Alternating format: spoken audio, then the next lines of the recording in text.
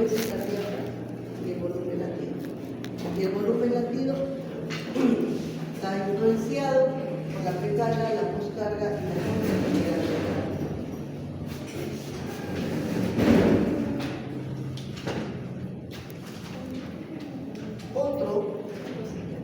Otros son factores que influencian el gasto cardíaco. Es decir, no lo determinan, pero sí influyen. No lo determinan, pero sí influyen. La ley de Frankenstein, la resistencia vascular, el sistema nervioso autónomo, la frecuencia cardíaca efectiva, para ver que hay una frecuencia cardíaca que es efectiva, y frecuencias cardíacas que no son efectivas, otros factores periféricos y el corazón como órgano de sangre. Si padece o si tiene o no tiene patologías, sean adquiridas o sean congénitas, o también enfermedades no cardíacas que pueden influir en el funcionamiento del corazón como órgano. Nos habíamos quedado acá en esta ley de Frankenstein, que más que un parámetro del funcionamiento del corazón, es un principio que aplica a toda fibra elástica, a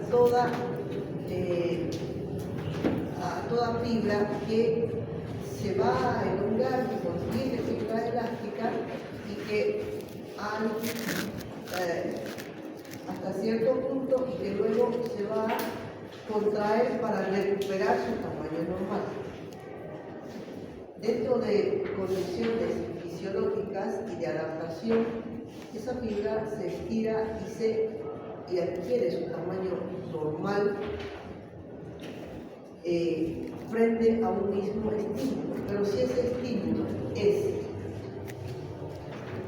o a mayor presión o es a mayor volumen, la fibra va a estar sometida a cambios a lo largo del tiempo que van a determinar una disminución de la fuerza de contracción, porque la fibra elástica ya no va a volver, ya no va a poder recuperar su tamaño normal. La ley de Frankenstein dice eso, que dentro de límites fisiológicos el corazón impulsa toda la sangre que le llega sin permitir un remanso excesivo o una rémora excesiva de sangre en las venas. Es decir, toda la sangre que le llega al corazón la va a impulsar mientras la fibra elástica esté en condiciones de recuperar su tamaño normal. Es decir que mientras mayor sea la elongación de la fibra miocárdica, al final de la diástole, mayor va a ser la fuerza de contracción. Mientras mayor la elongación, mayor la fuerza de contracción. Ese principio es el que determina que a mayor volumen, mayor presión, mayor fuerza de contracción, no haya una rémora sanguínea en las venas. Porque todo el volumen que le llega, contracciones fisiológicas, va a ser nuevamente expulsado en cada sístole. La ley de Frankenstein, sin embargo, es dependiente de este parámetro que es el calcio. La ley de Frankenstein se cumple por la interacción de las fibras de actina, miosina, troponina con el calcio. Se cumple la ley de Frankenstein entonces de acuerdo al calcio intracelular. El calcio es el que permite una mayor interdigitación de las fibras de actina y miosina. Mientras más se elonga la fibra, mayores los espacios de interdigitación y por lo tanto mayor la fuerza de contracción. Quiere decir que es en presencia de calcio que una contracción va a poder ser vigorosa y eficaz. Entonces estos tres conceptos son importantes.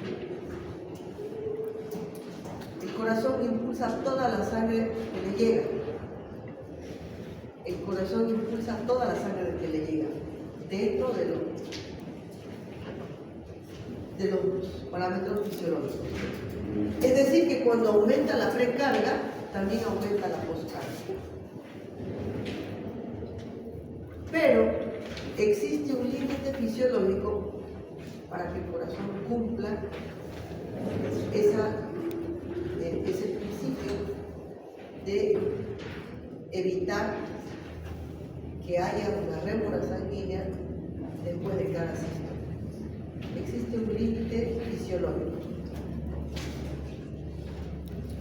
Entonces, esta ley dice que dentro del límite fisiológico el corazón impulsa toda la sangre que le llega sin permitir un rebalse excesivo de la misma en las venas. O es la capacidad intrínseca del corazón de adaptarse a cargas variables, cargas de presión o cargas de volumen. Si vemos nosotros esta secuencia, vamos a ver que a mayor carga ventricular, sea de volumen o sea de presión, mayor longitud del músculo cardíaco. A mayor longitud del músculo cardíaco, mayor interdigitación de la fibra de circulación. Por lo tanto, a mayor interdigitación, mayor la fuerza de contracción, es decir, que aumenta el inotropismo. Y de esta manera aumenta el gasto cardíaco. Esa es la secuencia que nos puede hacer entender cómo es que dentro de parámetros fisiológicos la ley de Frankenstein aplica al músculo cardíaco. El otro parámetro es la resistencia vascular sistémica. Esta resistencia vascular sistémica o resistencia periférica total es otro de los factores que influyen en el gasto cardíaco. La resistencia vascular sistémica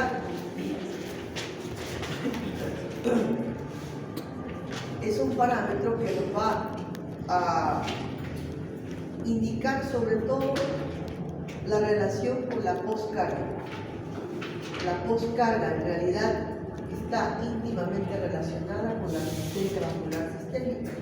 Es la fuerza o la presión de la pared arterial que tiene que vencer el ventrículo izquierdo en cada sístole para que la sangre pueda ser expulsada e impulsada a través del sistema vascular.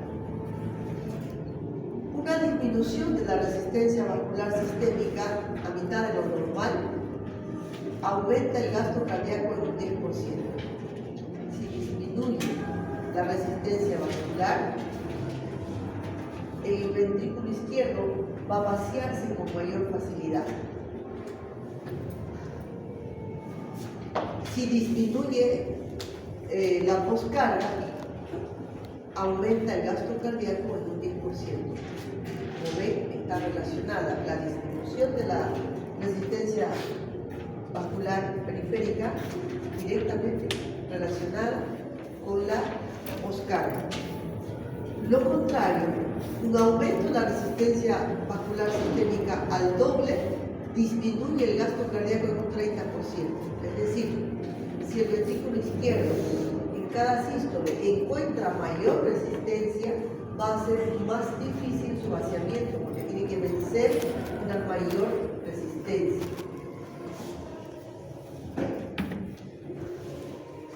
Lo mismo, relacionando la resistencia vascular sistémica con la poscarga, en el concepto, el aumento de la poscarga disminuye el gasto cardíaco proporcionalmente.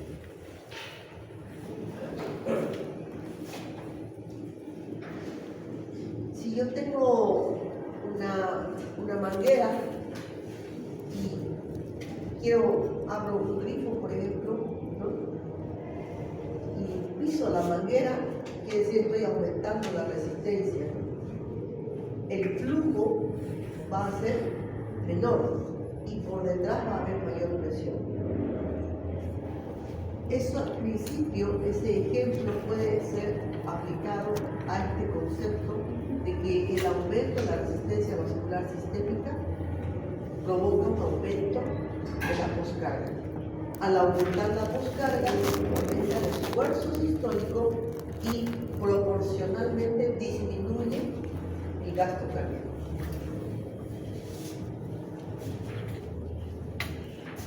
En cuanto al sistema nervioso autónomo, en realidad va a determinar el sistema nervioso autónomo principalmente la frecuencia cardíaca. Entonces, cuando hablamos del sistema nervioso autónomo y nos referimos al sistema nervioso simpático, una estimulación simpática puede aumentar el gasto cardíaco en 20 o 25 latidos por minuto. Y normalmente tenemos un tono simpático predominante más que un tono parasimpático.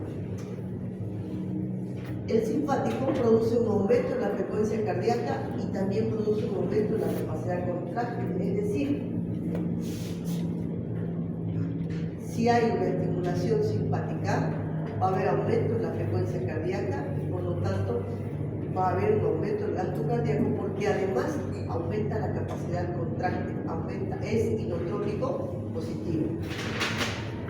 Si el simpático disminuye, si hay un predominio parasimpático, va a suceder lo contrario, va a bajar la frecuencia cardíaca y va a producir un efecto inotrópico negativo.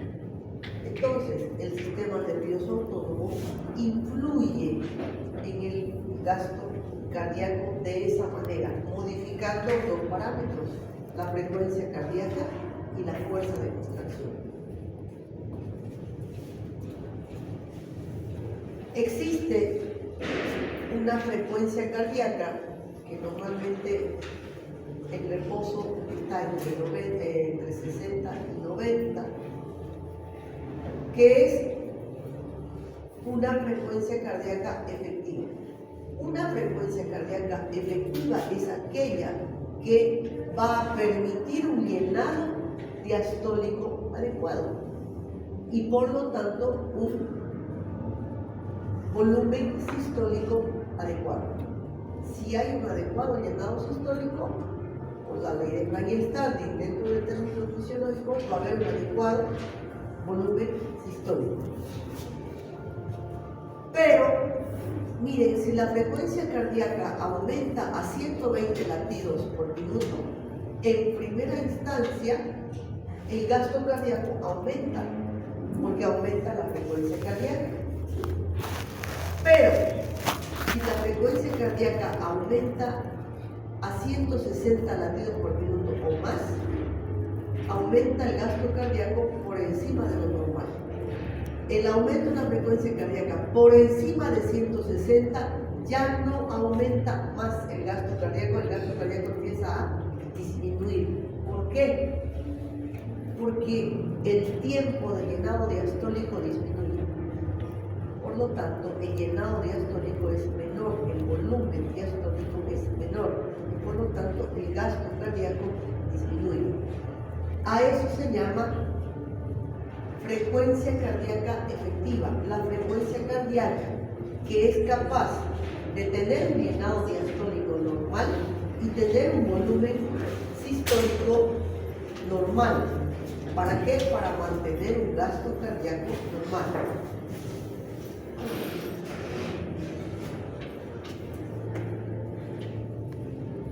Si la frecuencia cardíaca sube por encima de 160, se acorta el periodo de llenado diastólico. Ya no hay un adecuado tiempo de llenado diastólico. Por lo tanto, el volumen de llenado diastólico es menor. Si el volumen de llenado diastólico es menor, la distensión de la fibra será menor, la fuerza de contracción será menor y el volumen sistólico será menor, por lo tanto el gasto cardíaco disminuye. Lo mismo sucede cuando la frecuencia cardíaca baja por debajo de 40. Por debajo de 40 latidos por minuto, el corazón tiene un llenado diastólico lento y una contracción sistólica acorde a la distensión de la fibra, pero el volumen sistólico por la disminución de la frecuencia es menor y el paciente puede tener síntomas, tanto por una taquicardia como por una bradicardia, puede tener síntomas de hipoperfusión. ¿Cuál es el órgano que más rápidamente manifiesta hipoperfusión? El cerebro.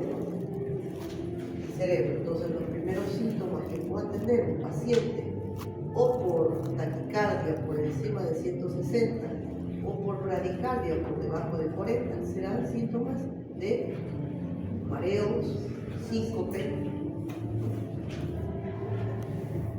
Entonces tenemos una frecuencia cardíaca que es capaz de mantener un volumen sistólico eficaz y un gasto cardíaco eficaz, pero dentro de límites también que permiten un llenado diastólico y una contracción sistólica eficaz.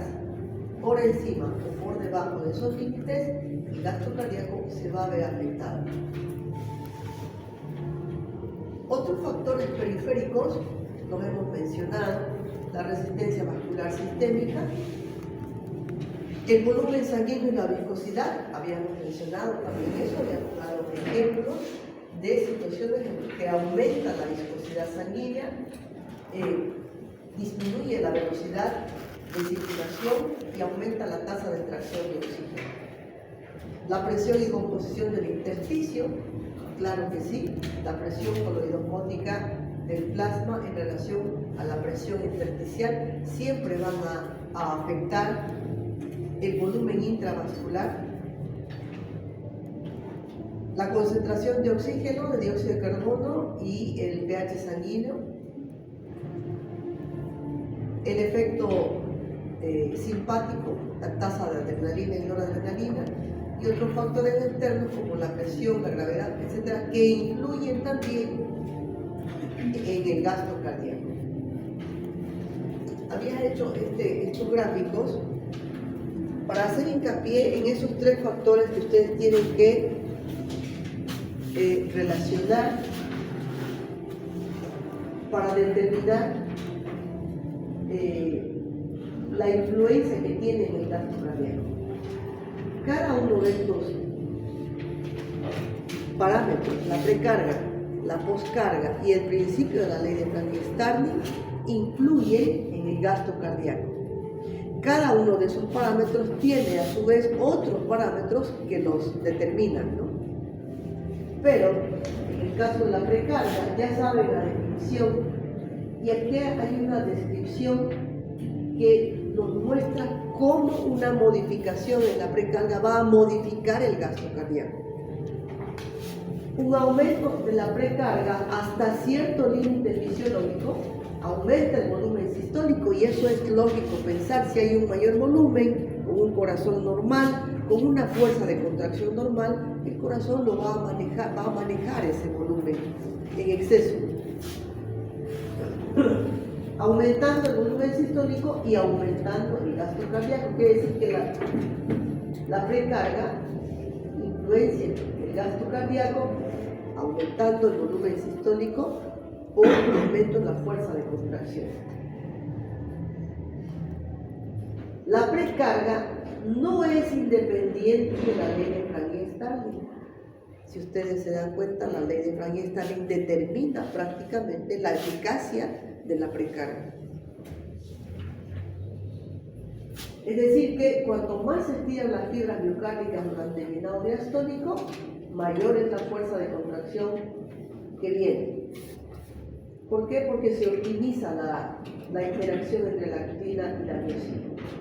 Ejemplo, para que puedan comprender, una disminución de la precarga, por ejemplo, en una deshidratación severa, obviamente va a disminuir el gasto cardíaco. ¿Por qué? Porque va a haber una menor oferta de sangre, un menor retorno venoso. Si hay un menor retorno venoso, hay un menor llenado diastólico menor elongación de las fibras, menor fuerza de contracción, menor gasto cardíaco. Entonces, si un paciente está deshidratado, va a tener disminución del gasto cardíaco por disminución de la precarga.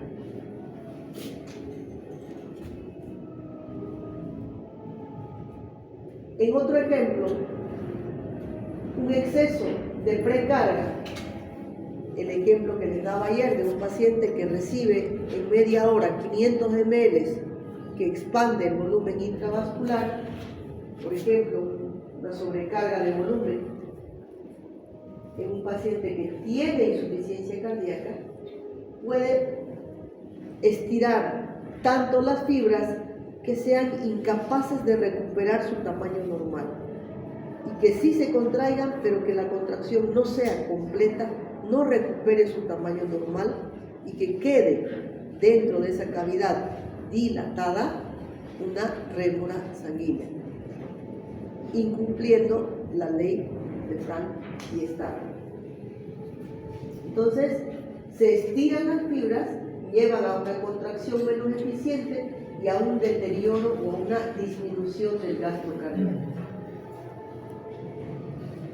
En relación a la poscarga, pues ya sabemos la definición, ¿no? Es la carga que el corazón debe empujar, ¿no?, hacia adelante y vencer una resistencia. Un aumento en la poscarga, por ejemplo, hipertensión arterial, es el típico ejemplo donde hay vasoconstricción, patológica, ¿no? Patológica, por eso es una hipertensión arterial. Si hay una vasoconstricción, un aumento en la resistencia vascular sistémica, el ventrículo va a tener que hacer más fuerza para poder enviar un volumen sistólico eficaz y mantener un gasto cardíaco eficaz. Otro ejemplo, la estenosis aórtica, ¿no? Hemos dicho que cuando hay la etapa de llenado diastólico, hay una etapa en la cual de llenado isovolumétrico, en la cual no se abre ni la válvula mitral, pero la presión de las fibras que va cerrando la cavidad ventricular va aumentando la presión hasta que logra vencer la presión y abrir la válvula aórtica. Pero si esa válvula está estenosada, quiere decir que sí se abre, pero se abre de manera insuficiente, se abre un poco, va a haber una mayor resistencia a la salida de sangre desde el ventrículo izquierdo hacia el callado aórtico. Eso también es un aumento en la resistencia al vaciado ventricular izquierdo. ¿Cómo va a reaccionar el músculo cardíaco? El músculo cardíaco, como cualquier otro órgano que tiene o músculo que se ve sometido a mayor fuerza, se hipertrofia. Pero no se hipertrofia hacia afuera, se hipertrofia hacia adentro, disminuyendo el diámetro del ventrículo, de tal manera que si bien durante el llenado diastólico se elonga la cavidad vacía, no deja un espacio suficiente para un adecuado llenado diastólico por el engrosamiento miocárdico. Entonces el corazón tiene que trabajar más, tiene que contraerse con más fuerza, y un músculo que se ejercita con más fuerza se hipertrofia. Esto puede llevar a una eyección incompleta del ventrículo y a un menor volumen sistólico. Una disminución de la poscarga, por ejemplo, de una súbita vasodilatación periférica, fácilmente hace que el ventrículo se vacíe más fácilmente en cada sístole, aumentando el gasto cardíaco. Entonces, ven cómo la precarga y la poscarga directamente van a influir en el gasto cardíaco. Y finalmente, la ley de Frank y Starr, que este es un principio que es necesario entenderlo porque es un mecanismo de regulación de la contracción miocárdica que ajusta el volumen que recibe para vaciarse, sin que quede volumen sanguíneo hacia atrás en las venas. Ese ajuste se hace gracias a este principio de que la interdigitación de las fibras, mientras mayor elongación, mayor interdigitación, en presencia de calcio, una mayor contracción. Existe, sin embargo, un punto de inflexión. Este punto de inflexión es que existe un punto más allá del cual el estiramiento excesivo de la fibra miocárdica ya no permite volver a su estado normal, ya no se recupera completamente. La fibra entonces resulta que queda como estirada, ya no tiene la misma fuerza de contracción y por lo tanto disminuye la eficiencia y la fuerza de contracción, dando lugar a lo que caracteriza a una insuficiencia cardíaca. Directamente disminuye el gasto cardíaco. ¿Tienen alguna pregunta sobre esto? No, está fácil.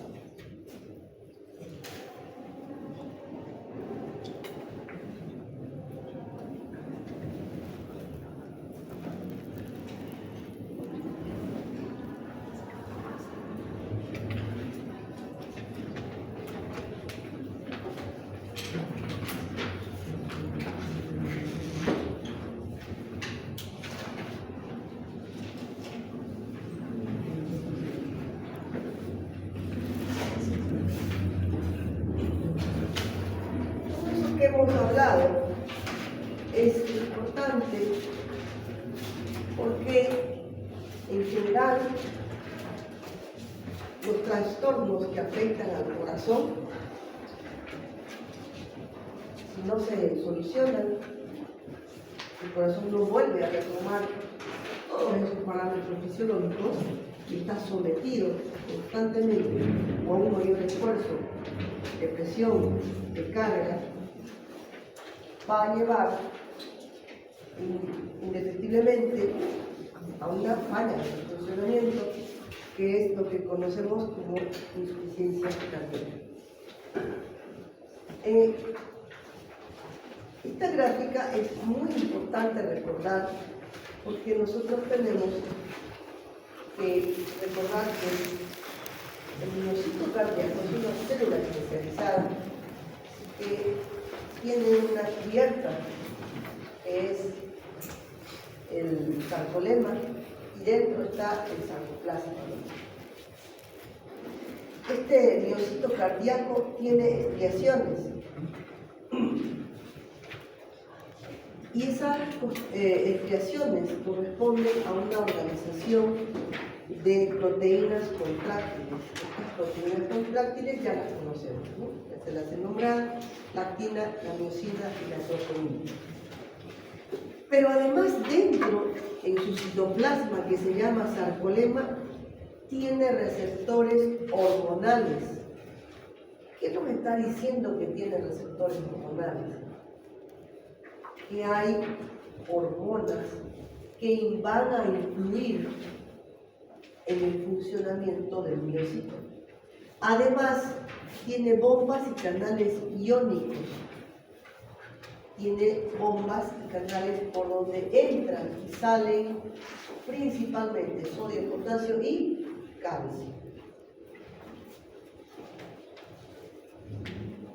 Esta salida o el flujo de iones, sodio, potasio y calcio se hace por diferencia de concentración, pero también en una parte de la contracción del miocito se hace porque tiene unas bombas contraportadoras que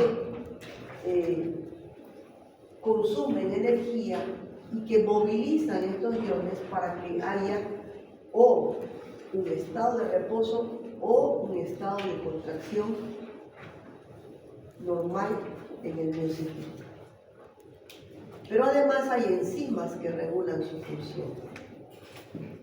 Dentro de este miocito, el retículo sarcoplásmico es la parte más importante. ¿Por qué? Porque es ahí donde se almacena la mayor cantidad de calcio. Y el calcio que entra y se libera del retículo sarcoplásmico es el que determina la fuerza de contracción. Entonces, revisar esta lámina es muy importante, pero de todo este conjunto de elementos que les voy nombrando, es importante mencionar, resaltar el retículo sarcoplásmico. ¿Por qué? Porque conserva, guarda, acumula calcio y regula la entrada y la salida de calcio, la cantidad de calcio que tiene el miocito, y por lo tanto va a determinar la fuerza de contracción. Esta imagen ya la conocen también, es un potencial de acción. Es un potencial de acción donde comienza la contracción y la contracción se mantiene, y esta parte de la meseta está regulada por el calcio.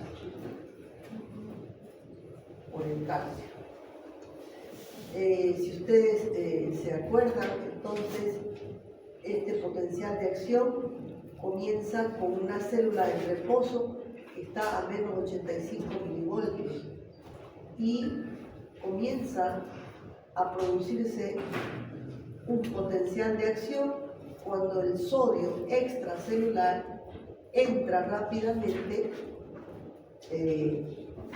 iniciando el potencial de acción. Inicia el potencial de acción y viene esta fase de meseta, donde es el calcio el que regula, es decir, el movimiento de calcio por los canales de calcio del sarcolemma, que entran y mantienen la contracción. Luego empieza a salir potasio para equilibrar el ingreso de sodio, sale potasio, se abren los canales de calcio, se abren los canales de potasio y empiezan a equilibrarse las cargas negativas para terminar en una fase de reposo. Entonces, esta fase 0 es determinada por el sodio, pero la fase de meseta está determinada por el calcio. El fin del potencial de acción ya implica salida de potasio, salida de calcio, por la acción de las bombas de potasio y calcio que empiezan a actuar.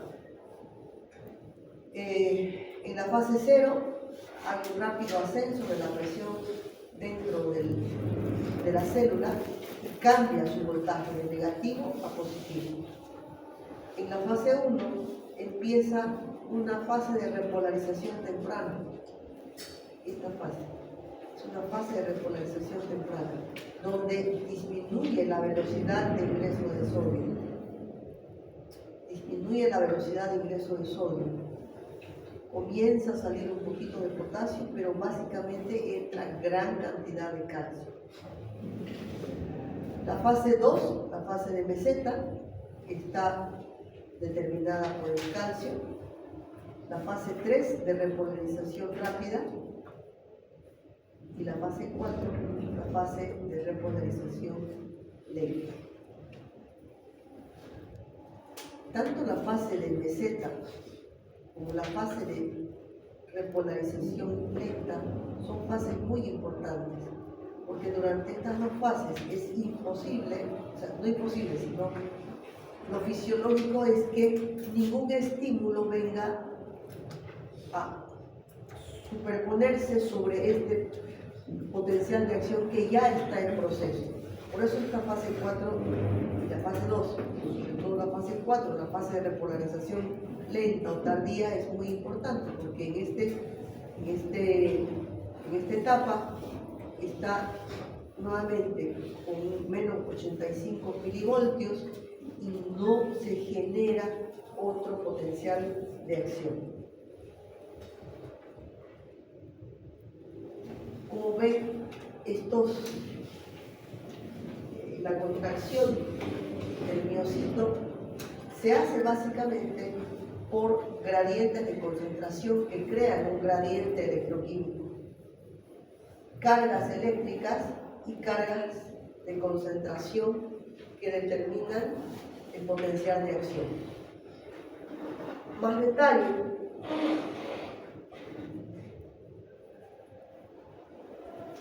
El potasio intracelular es en concentración mayor que el extracelular, en tanto que el sodio intracelular es menor que el sodio extracelular.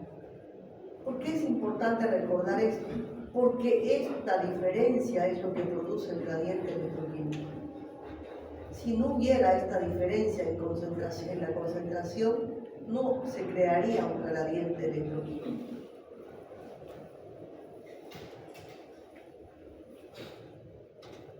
El rasgo más importante de los canales que permiten más bien el ingreso y salida de estos iones es su capacidad de apertura y cierre en respuesta a estímulos fisiológicos. Es decir, esos canales no se abren porque sí, sino que hay estímulos hormonales, fisiológicos, de concentración, de voltaje, que hacen que estos canales fisiológicamente se abran. Y los estímulos más importantes son el tiempo, el voltaje y el gradiente electroquímico. Bueno, hasta aquí nosotros tenemos que recordar cuáles son los determinantes del gasto cardíaco. ¿Por qué? Porque el potencial de acción nos está indicando el ciclo cardíaco, sístole y diástole, contracción, relajación, activación y reposo. Entonces, el gasto cardíaco está determinado por la contracción, es decir, el inicio de un potencial de acción, la sincronía, todo ese proceso en el cual otro potencial de acción no se puede superponer normalmente sobre otro, y el volumen. Entonces, vamos a ver la insuficiencia cardíaca. ¿Qué es la insuficiencia cardíaca? En concepto, la incapacidad del corazón como bomba para mantener un flujo de sangre adecuado que satisfaga las necesidades del cardíaco. Hemos visto que el gasto cardíaco está en un volumen de entre 4 a 6 litros por minuto. Es lo que fisiológicamente mantiene con oxigenación y nutrientes de forma adecuada a todos nuestros tejidos. Cuando el corazón es incapaz de mantener ese volumen de gasto cardíaco y hay manifestaciones de hipoxia o de falta de nutrientes, entonces hablamos de insuficiencia cardíaca. El corazón ha perdido la capacidad de aportar oxígeno y nutrientes con cada latido, con cada sístole, ¿no?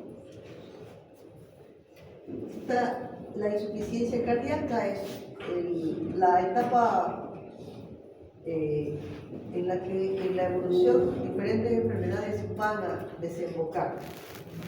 Hipertensión arterial no controlada, miocardiopatía chagásica, arteriosclerosis, cardiopatía isquémica, diferentes patologías que como enfermedades cardiovasculares son la primera causa de muerte en el mundo. Todas ellas van a desembocar en insuficiencia cardíaca.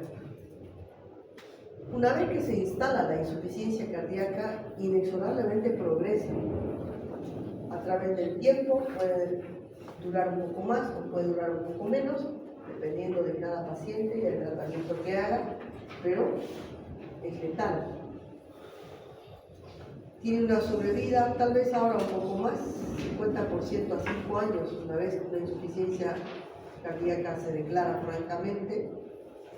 Y mientras más internaciones necesite el paciente para ser compensado, ¿qué nos está indicando? Nos está indicando una disminución cada vez mayor del gasto cardíaco, un incremento de la hipoxia tisular que requieren de ayuda o de medicamentos o de sustancias o de marcapasos, etcétera, que prolonguen la utilidad del corazón como bomba. Se desarrolla en respuesta a una lesión del sistema cardiovascular y esta lesión cualquiera va a dar lugar a mecanismos de compensación. Como hemos visto, que todo en nuestro cuerpo trata de regularse a través de mecanismos de compensación, mecanismos de retroalimentación, que tratan de ajustar nuevamente los parámetros para que sigamos nosotros manteniendo una homeostasis. Esos mismos mecanismos que tratan de compensar la lesión del corazón son mecanismos que a largo plazo van a empeorar la insuficiencia cardíaca. Entonces, estos mecanismos compensatorios que se inician cuando hay un daño cardiovascular son propios del corazón o también cambios sistémicos que van a producir una disminución del gasto cardíaco y que a largo plazo van a terminar agravando más bien la insuficiencia cardíaca. De tal manera que estos mecanismos compensadores, que por retroalimentación negativa se activan, tratan de mantener un gasto cardíaco normal. Pero al tratar de mantener un gasto cardíaco normal, con el tiempo esos mismos mecanismos van a ir disminuyendo el gasto cardíaco. Van a ver ustedes que paradójicamente, si un mecanismo de compensación es la taquicardia, el aumento de la frecuencia cardíaca, que como hemos visto, hasta cierto número de latidos por minuto aumenta el gasto cardíaco, el aumento sostenido de la frecuencia cardíaca acaba deteriorando el gasto cardíaco. Entonces, lo que hay que hacer, como en base a estos principios, por ejemplo, es bajar la frecuencia cardíaca. Bajar la frecuencia cardíaca que ha aumentado como un mecanismo de compensación. Es decir, los mecanismos de compensación resultan buenos al principio, pero malos a largo plazo. Entonces, ¿qué es la insuficiencia cardíaca? Es un síndrome.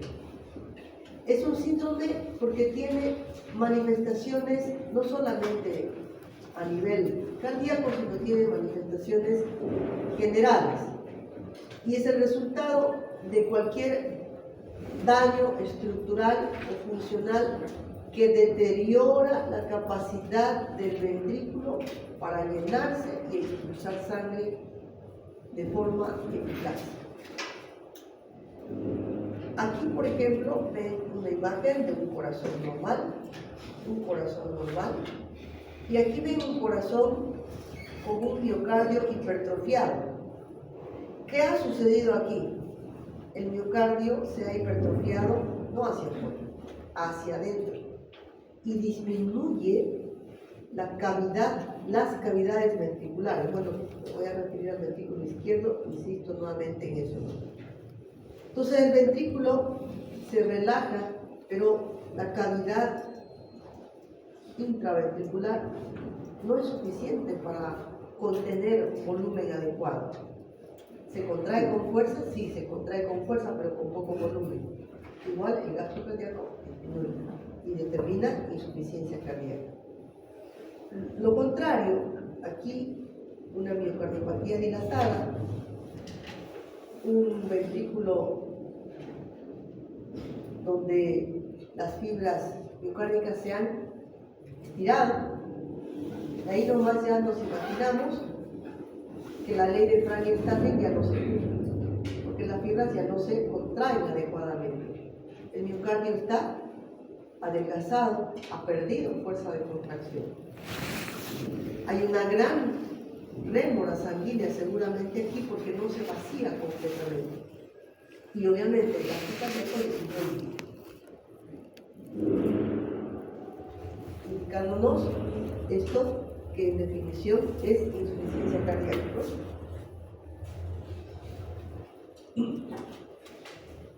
El volumen minuto, entonces, está determinado o es el resultado de la frecuencia cardíaca y el volumen sistémico. En la insuficiencia cardíaca, el gasto cardíaco, que también lo denominamos volumen minuto, es insuficiente. Como el gasto cardíaco es insuficiente, el primer mecanismo de compensación que tiene el corazón a través de receptores de oxígeno periféricos es aumentar el tono simpático.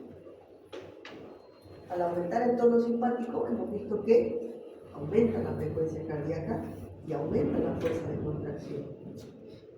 Entonces ese es un primer mecanismo de compensación. Aumento en la frecuencia cardíaca, aumento en la fuerza de contracción. Pero no nos olvidemos que estamos hablando de que aquí hay un corazón que no está bien. Entonces, aumentar la frecuencia cardíaca y aumentar la fuerza de contracción implica mayor trabajo miocárdico. En un miocardio que por cualquier patología no está bien, no está saludable. Sabemos que el volumen sistólico y el gasto cardíaco está determinado por la precarga, la poscarga y la fuerza de contracción. Los síntomas de insuficiencia cardíaca izquierda dan lugar a síntomas congestivos por aumento de la presión venosa pulmonar, síntomas de congestión pulmonar, de rémora, de éxtasis venoso, de congestión pulmonar. Los síntomas de insuficiencia cardíaca derecha son por congestión sistémica, es decir, porque hay un retorno venoso ineficaz. La insuficiencia cardíaca entonces podrá ser izquierda o podrá ser derecha. Más del 90% de los casos de insuficiencia cardíaca, la insuficiencia cardíaca es del ventrículo izquierdo. Y el ventrículo izquierdo que falla termina haciendo que falle el ventrículo derecho. Cuando falla el ventrículo izquierdo y el ventrículo derecho en conjunto, se llama insuficiencia cardíaca congestiva y está relacionado con un bajo volumen minuto cardíaco y una elevada presión medianal. Insuficiencia ventricular izquierda, insuficiencia cardíaca derecha. ¿Por qué el ventrículo izquierdo que falla determina falla del ventrículo derecho? ¿Alguien puede explicar? Una insuficiencia cardíaca en la mayoría de los pacientes comienza en el ventrículo izquierdo, cualquier enfermedad del ventrículo izquierdo, pero se vuelve insuficiencia cardíaca, progresa de insuficiencia cardíaca izquierda a insuficiencia cardíaca congestiva, quiere decir que lleva a que el ventrículo derecho sin patología falle.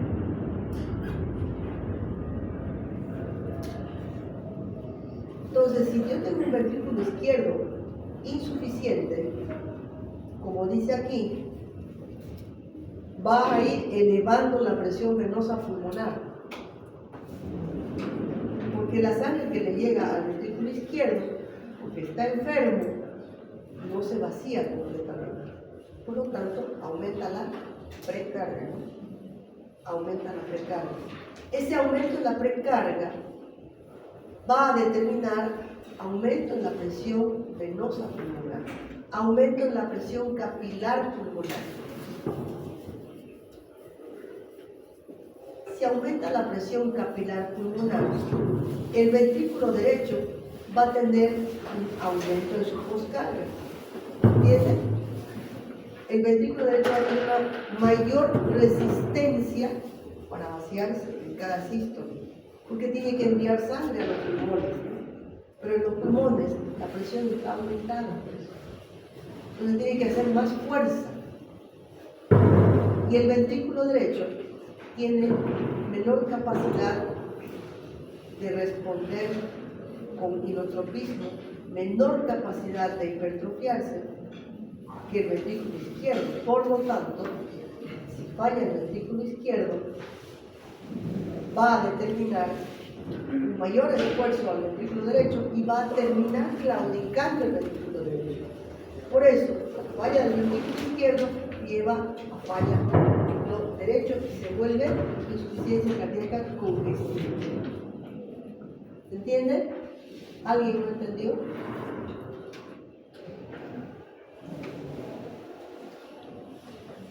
De tal manera que los síntomas y signos de insuficiencia cardíaca congestiva, derecha e izquierda, juntamos síntomas de congestión pulmonar con síntomas de congestión sistémica. Síntomas de falla ventricular izquierda, bajo volumen minuto o bajo gasto cardíaco. Bajo gasto cardíaco. Bajo volumen minuto o bajo gasto cardíaco. ¿Quién determina el gasto cardíaco? El ventrículo izquierdo. Es el ventrículo izquierdo el que se contrae en cada sístole, manda un volumen sistólico. Con una elevada presión de llenado. Elevada presión de llenado. Estamos hablando del ventrículo izquierdo. Si hay bajo volumen, una mala contracción del ventrículo izquierdo, significa que hay rémora hacia atrás, dando lugar a un aumento en el volumen auricular y aumento en el volumen pulmonar, aumentando la presión venosa pulmonar. El corazón trabaja con harto volumen. En cada diástole le llega harto volumen, porque está congestionado hacia atrás y ese mismo volumen ya no puede enviarlo.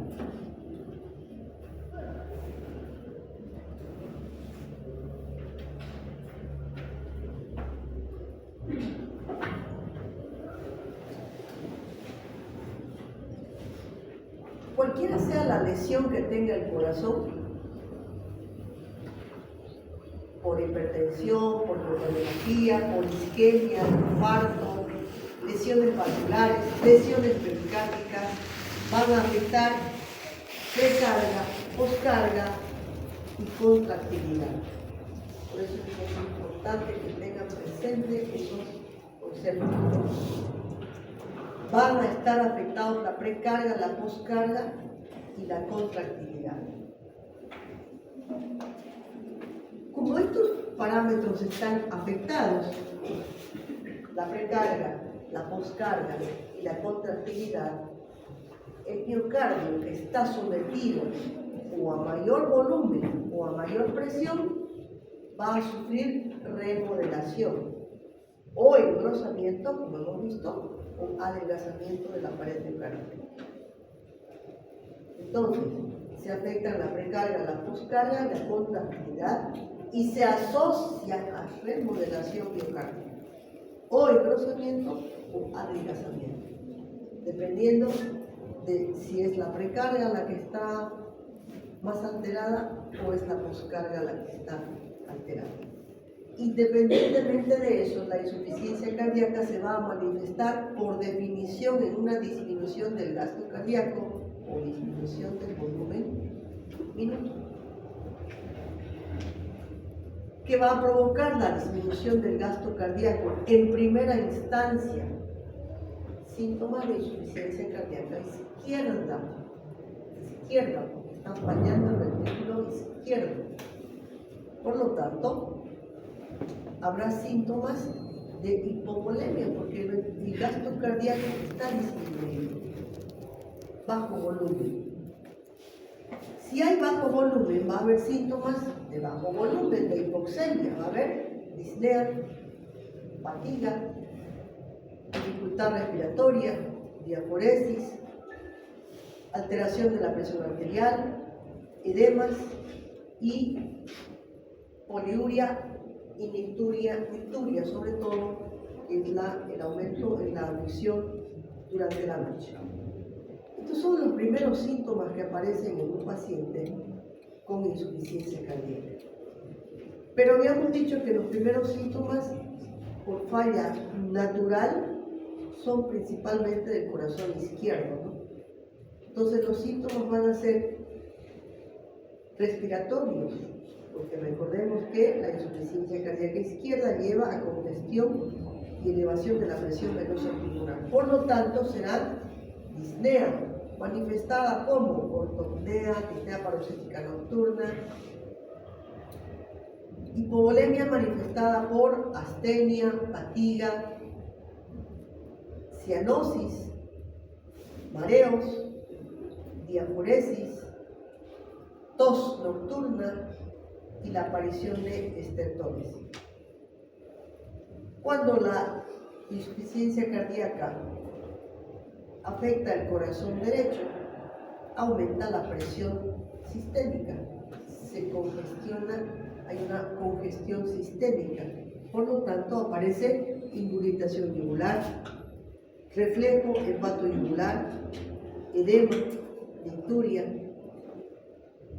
atrofia muscular, ascitis, hepatomegalia y pueden desarrollar hipertensión portal y otros síntomas propios de la insuficiencia cardíaca derecha y congestión sistémica. Frente a la falla izquierda y a la falla derecha se activan mecanismos compensadores. Siempre van a haber mecanismos compensadores que dependen de una respuesta a nivel central, principalmente el sistema nervioso simpático. ¿Por qué no el parasimpático?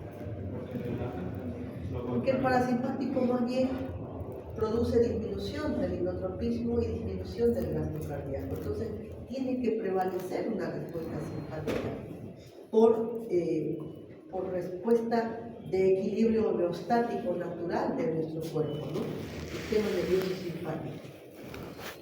Mecanismos compensadores hormonales y hemodinámicos. Estos mecanismos compensadores van a ir apareciendo y van a determinar la evolución a una insuficiencia cardíaca congestiva crónica.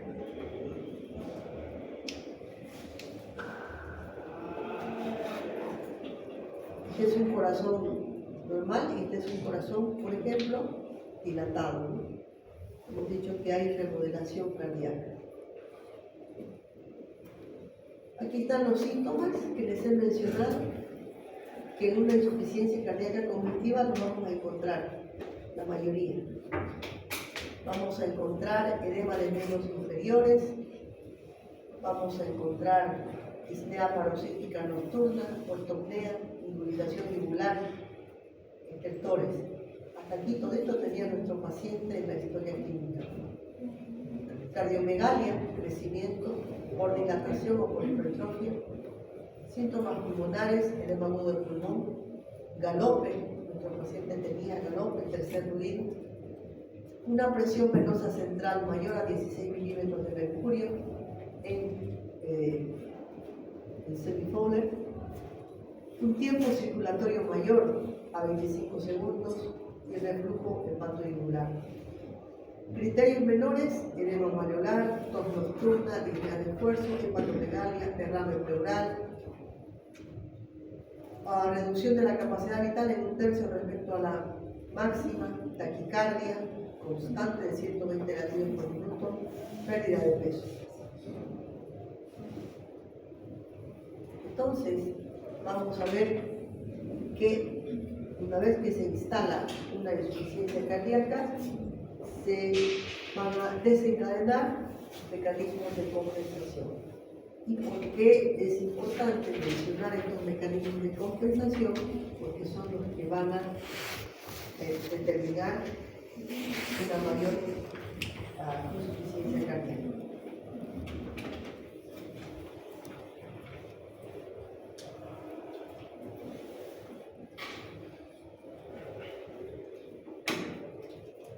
Cuando el corazón empieza a fallar y disminuye el gasto cardíaco, existen sensores de presión y sensores de volumen y sensores de oxígeno que rápidamente van a mandar una señal que por retroalimentación negativa va a mandar una respuesta. Y la primera respuesta es simpática, activación del sistema nervioso simpático.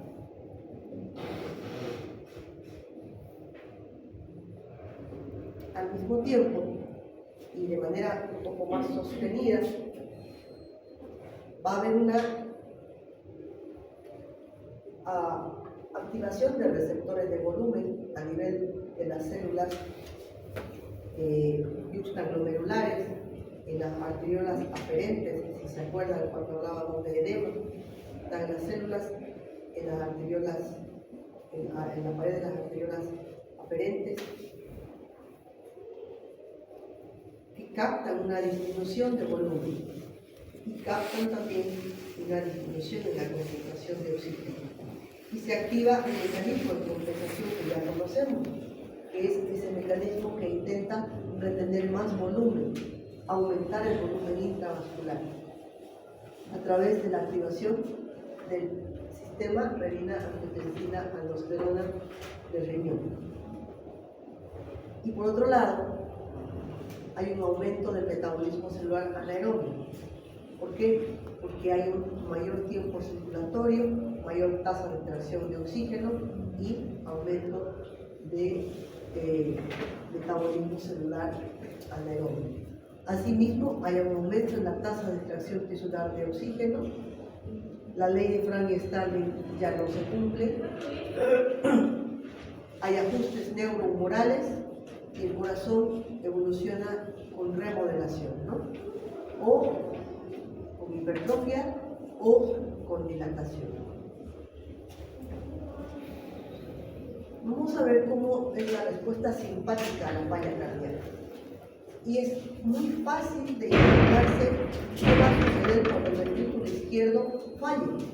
Cuando el ventrículo izquierdo falla, quiere decir que el gasto cardíaco ha disminuido, el volumen minuto ha bajado, el volumen sistólico ha bajado, hay manifestaciones de hipoxemia, hipotensión, hipovolemia por disminución del gasto cardíaco. Disminuye el gasto cardíaco y disminuye la presión arterial. Como disminuye la presión arterial, existe una estimulación simpática refleja, con liberación de adrenalina y noradrenalina. ¿Qué va a hacer la adrenalina? Va a tener un efecto cronotrópico positivo y un efecto inotrópico positivo. Y va a haber un aumento en la norepinefrina, que va a aumentar ¿qué? La resistencia periférica total, provocando vasoconstricción generalizada. De esta manera, el sistema nervioso simpático trata de compensar el bajo gasto cardíaco.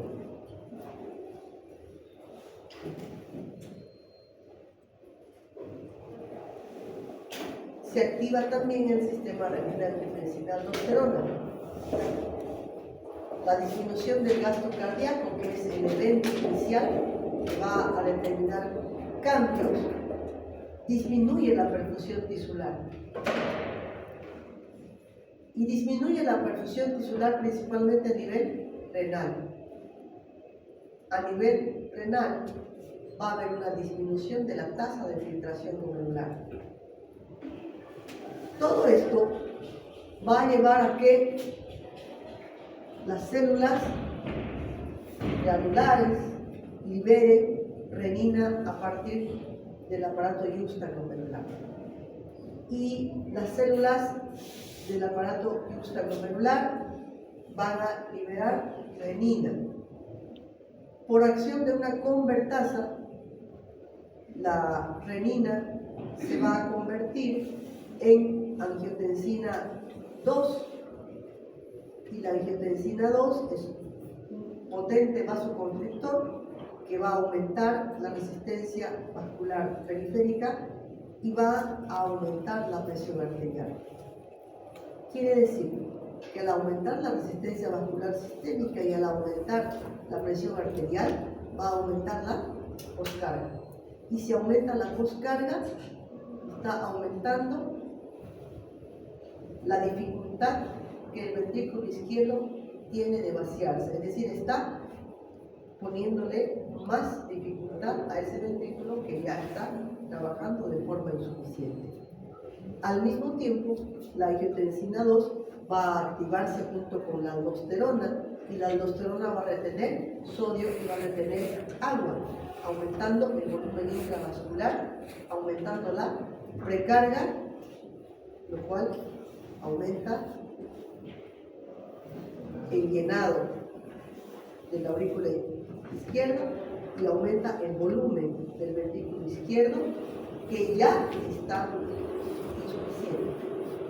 Entonces, este mecanismo de compensación que trata de mejorar aumentando la frecuencia cardíaca, aumentando la resistencia vascular periférica y aumentando el volumen intravascular, termina aumentando la recarga, aumentando la poscarga y